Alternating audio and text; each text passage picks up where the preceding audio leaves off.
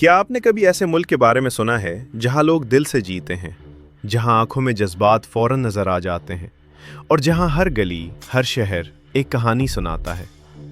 आज हम आपको ले जा रहे हैं एक ऐसे ही हैरानकुन सफ़र पर, एक ऐसा मुल्क जो तारीख, सकाफत और खूबसूरती का ज़बरदस्त इम्तिजाज है। ये वही सरजमीन है जिस पर कभी अलेक्जेंडर द ग्रेट ने कदम रखा था और आज भी इसकी मिट्टी में सदियों पुरानी तहजीब की खुशबू बसी हुई है। तो दोस्तों, वीडियो को आखिर तक लाजमी देखें, क्योंकि आज आपको ऐसे दिलचस्प राज और हक़ाइक़ मालूम होंगे जो शायद आपने पहले कभी ना सुने हों। और अगर आप अभी तक हमारे चैनल पर नहीं हैं तो फ़ौरन सब्सक्राइब करें और बेल आइकन भी दबा दें ताकि हर नई वीडियो आप तक सबसे पहले पहुंचे। अब बगैर किसी देर के चलते हैं एक ज़बरदस्त सफ़र पर खूबसूरत मुल्क उज़्बेकिस्तान की तरफ। उज़्बेकिस्तान एक ऐसा मुल्क जो वस्ता एशिया के दिल में वाक़ है और अपनी कदीम तारीख़, शानदार सकाफ़त और मुनफरिद तर्ज़ ज़िंदगी की वजह से पूरी दुनिया में जाना जाता है। इसका ऑफिशियल नाम रिपब्लिक ऑफ उज़्बेकिस्तान है और जोग्राफियाई लिहाज से ये एक लैंड लॉक्ड मुल्क है, यानी इसके पास समंदर तक बराह रास्त रसाई नहीं है। उज़्बेकिस्तान की सरहदें 4 अहम ममालिक से मिलती हैं: तुर्कमानिस्तान, अफ़गानिस्तान, काज़ाकिस्तान और ताजिकिस्तान। इसकी लोकेशन इसे तारीख़ी तौर पर बेहद अहम बनाती है क्योंकि ये कदीम शाहराए रेशम सिल्क रोड का एक अहम हिस्सा रहा है।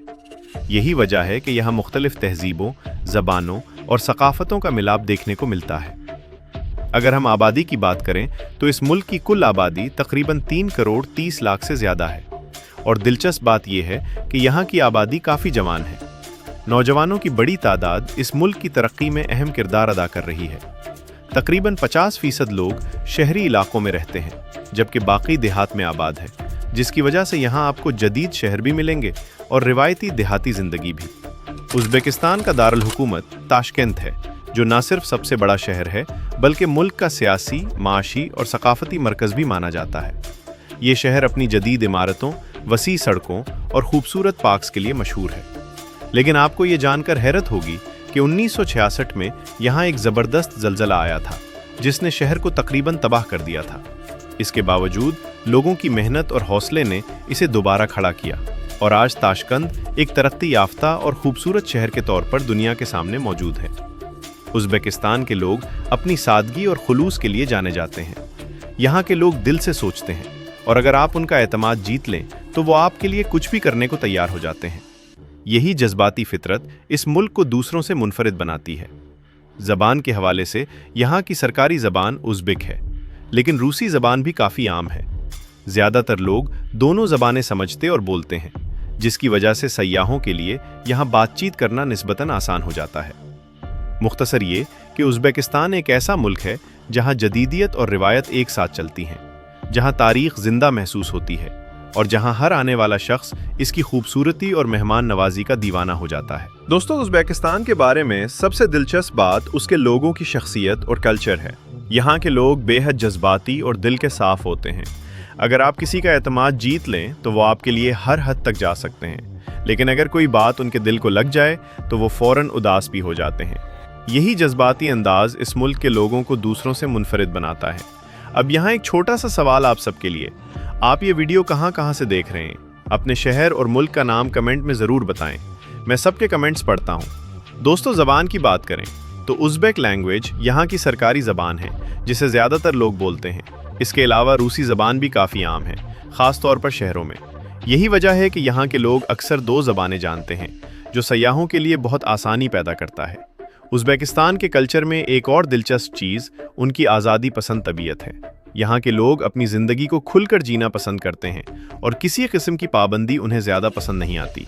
शायद यही वजह है कि यहाँ के लोग खुद को आज़ाद परिंदों की तरह महसूस करते हैं। एक और हैरानकुन बात यह है कि बहुत से लोग आज भी उज़्बेकिस्तान को पुराने सोवियत यूनियन का हिस्सा समझते हैं, क्योंकि यहाँ का कल्चर, तर्ज ज़िंदगी और इमारतों का स्टाइल काफ़ी हद तक रूस से मिलता जुलता है। दरअसल इस मुल्क पर तकरीबन 70 साल तक सोवियत यूनियन की हुकूमत रही और फिर 1991 में उसे आज़ादी मिली। इसी तारीखी पस मंज़र की वजह से आज भी यहाँ आपको पुरानी और नई तहजीब का ज़बरदस्त मिलाप देखने को मिलता है। एक तरफ जदीद शहर और टेक्नोलॉजी है तो दूसरी तरफ रिवायती लिबास, पुरानी इमारतें और सदियों पुरानी रिवायात भी ज़िंदा हैं। मुख्तसर ये कि उज़्बेकिस्तान एक ऐसा मुल्क है जहाँ हर चीज़ में एक कहानी छुपी हुई है, चाहे वो लोग हों, زبان ہو یا پھر ان کی روزمرہ زندگی۔ دوستو، اگر ہم ازبیکستان کے کلچر اور روایات کی بات کریں تو یہ ملک واقعی اپنی مثال آپ ہے۔ یہاں کی زندگی میں روایت اور محبت دونوں کا گہرا اثر نظر آتا ہے۔ سب سے پہلے بات کرتے ہیں یہاں کے کھانوں کی، کیونکہ کسی بھی ملک کو سمجھنے کا سب سے آسان طریقہ اس کا کھانا ہوتا ہے۔ ازبیکستان میں بریڈ یعنی نان کو بہت زیادہ اہمیت حاصل ہے۔ یہاں کا روایتی نان، جسے نون کہا جاتا ہے، صرف ایک کھانا نہیں بلکہ ایک ثقافتی علامت ہے۔ اس نان کو کبھی زمین پر نہیں رکھا جاتا اور نہ ہی اسے چاقو سے کاٹا جاتا ہے، بلکہ ہاتھ سے توڑ کر کھایا جاتا ہے۔ اسی طرح یہاں کی ایک مشہور ڈش پلو ہے، جو چاول، گوشت، گاجر اور مصالحوں سے تیار کی جاتی ہے۔ یہ ڈش اتنی مقبول ہے کہ اسے اکثر قومی کھانا بھی کہا جاتا ہے۔ خاص مواقع، شادیوں اور دعوتوں میں پلو ضرور بنایا جاتا ہے اور اسے مل بیٹھ کر کھانے کا اپنا ہی مزہ ہوتا ہے۔ ازبیکستان میں مہمان نوازی کو بہت اہم سمجھا جاتا ہے۔ اگر آپ کسی کے گھر مہمان بن جائیں تو وہ آپ کو بہترین کھانے اور چائے کے ساتھ خوش آمدید کہیں گے۔ یہاں چائے پینا ایک روایت ہے اور لوگ دن میں کئی بار چائے پیتے ہیں۔ خاص طور پر گرین ٹی بہت پسند کی جاتی ہے۔ خاندان کا نظام بھی یہاں بہت مضبوط ہے۔ زیادہ تر لوگ جوائنٹ فیملی میں رہنا پسند کرتے ہیں، جہاں بزرگوں کو خاص عزت دی جاتی ہے۔ یہاں بچوں کو شروع سے ہی سکھایا جاتا ہے کہ بڑوں کا احترام کرنا ہے اور ان سے اونچی آواز میں بات نہیں کرنی۔ ایک اور دلچسپ روایت یہ ہے کہ اگر گھر کا کوئی فرد سفر پر جا رہا ہو تو اسے نان کا ایک ٹکڑا کھلایا جاتا ہے اور باقی نان کو سنبھال کر رکھا جاتا ہے جب تک وہ واپس نہ آ جائے۔ یہ روایت محبت اور حفاظت کی علامت سمجھی جاتی ہے۔ ازبیکستان کے لوگ خوشی کے مواقع پر اکٹھے ہو کر کھانا کھاتے ہیں، دعائیں کرتے ہیں اور ایک دوسرے کے ساتھ وقت گزارتے ہیں۔ یہی چیز اس ملک کو خاص بناتی ہے کہ یہاں رشتوں کو بہت اہمیت دی جاتی ہے۔ مختصر یہ کہ ازبیکستان کا کلچر محبت، احترام اور سادگی کا خوبصورت امتزاج ہے، جہاں ہر روایت کے پیچھے ایک خوبصورت جذبہ چھپا ہوا ہے۔ دوستو، اب بات کرتے ہیں ازبیکستان کی معیشت اور قدرتی وسائل کی، جو اس ملک کو وسطی ایشیا میں ایک خاص مقام دیتے ہیں۔ اگرچہ یہ ملک سمندر سے دور ہے، لیکن اس کے باوجود اس کی معیشت مضبوط بنیادوں پر کھڑی ہے اور تیزی سے ترقی کر رہی ہے۔ ازبیکستان کی معیشت کا سب سے بڑا سہارا زراعت ہے۔ یہاں کی زمین بہت زرخیز ہے اور خاص طور پر کپاس کی پیداوار میں یہ دنیا کے بڑے ممالک میں شمار ہوتا ہے۔ کپاس کو یہاں سفید سونا بھی کہا جاتا ہے، کیونکہ یہ ملک کی آمدنی کا ایک بڑا ذریعہ ہے۔ ازبیکستان دنیا کے بڑے کپاس برآمد کرنے والے ممالک میں سے ایک ہے اور اس کی معیشت کا ایک بڑا حصہ اسی صنعت پر منحصر ہے۔ اس کے علاوہ یہاں گندم، پھل اور سبزیاں بھی بڑی مقدار میں پیدا ہوتی ہیں۔ خاص طور پر تربوز، خربوزے اور انگور یہاں کے مشہور زرعی اجناس ہیں، جو نہ صرف ملک کے اندر استعمال ہوتے ہیں بلکہ دوسرے ممالک کو بھی برآمد کیے جاتے ہیں۔ قدرتی وسائل کی بات کریں تو ازبیکستان معدنی دولت سے بھرپور ملک ہے۔ یہاں سونا، یورینیم، تانبا اور قدرتی گیس کے بڑے ذخائر موجود ہیں۔ سونا یہاں کی سب سے قیمتی معدنیات میں شمار ہوتا ہے اور یہ ملک دنیا کے بڑے سونے پیدا کرنے والے ممالک میں شامل ہے۔ اسی طرح یورینیم کی پیداوار بھی عالمی سطح پر اہمیت رکھتی ہے، جو توانائی کے شعبے میں استعمال ہوتا ہے۔ قدرتی گیس بھی ازبیکستان کی معیشت کا ایک اہم ستون ہے۔ یہ ملک نہ صرف اپنی ضروریات پوری کرتا ہے بلکہ کئی دوسرے ممالک کو گیس بھی برآمد کرتا ہے۔ اسی وجہ سے توانائی کے شعبے میں اس کی اہمیت کافی زیادہ ہے۔ صنعتی ترقی کے حوالے سے بھی ازبیکستان تیزی سے آگے بڑھ رہا ہے۔ ٹیکسٹائل انڈسٹری یہاں کی سب سے بڑی صنعتوں میں سے ایک ہے، جو کپاس کو خام مال سے لے کر تیار کپڑوں تک تبدیل کرتی ہے۔ اس سے نہ صرف روزگار کے مواقع پیدا ہوتے ہیں بلکہ ملک کی برآمدات میں بھی اضافہ ہوتا ہے۔ ایک اور دلچسپ بات یہ ہے کہ ازبیکستان میں حکومت کسانوں کو زراعت کے لیے مختلف سہولیات فراہم کرتی ہے تاکہ پیداوار میں اضافہ ہو سکے۔ کچھ رپورٹس کے مطابق فصلوں کی کٹائی کے وقت بڑی تعداد میں لوگ اس عمل میں شامل ہوتے ہیں تاکہ فصل بروقت حاصل کی جا سکے۔ سیاحت بھی اس ملک کے لیے ایک ابھرتا ہوا شعبہ ہے۔ قدیم شہر، تاریخی مقامات اور ثقافتی ورثہ دنیا بھر کے سیاحوں کو اپنی طرف کھینچتے ہیں۔ خاص طور پر سلک روڈ کے تاریخی شہر آج بھی لوگوں کی دلچسپی کا مرکز ہے۔ مختصر یہ کہ ازبیکستان کی معیشت ایک متوازن نظام پر چل رہی ہے، جس میں زراعت، معدنیات، توانائی اور صنعت سب کا اہم کردار ہے۔ یہی چیز اس ملک کو مستقبل میں مزید مضبوط اور ترقی یافتہ بنانے کی صلاحیت رکھتی ہے۔ دوستو، اب ہم پہنچ چکے ہیں اس ویڈیو کے سب سے دلچسپ حصے پر، یعنی ازبیکستان کی سیاحت، تاریخی شہر اور وہاں کے سفر کے تجربے پر۔ اگر آپ کبھی کسی ایسے ملک جانے کا سوچ رہے ہیں جہاں تاریخ، ثقافت، خوبصورتی اور سادگی ایک ساتھ ملتی ہو، तो उज़्बेकिस्तान आपके लिए एक बेहतरीन इंतखाब हो सकता है।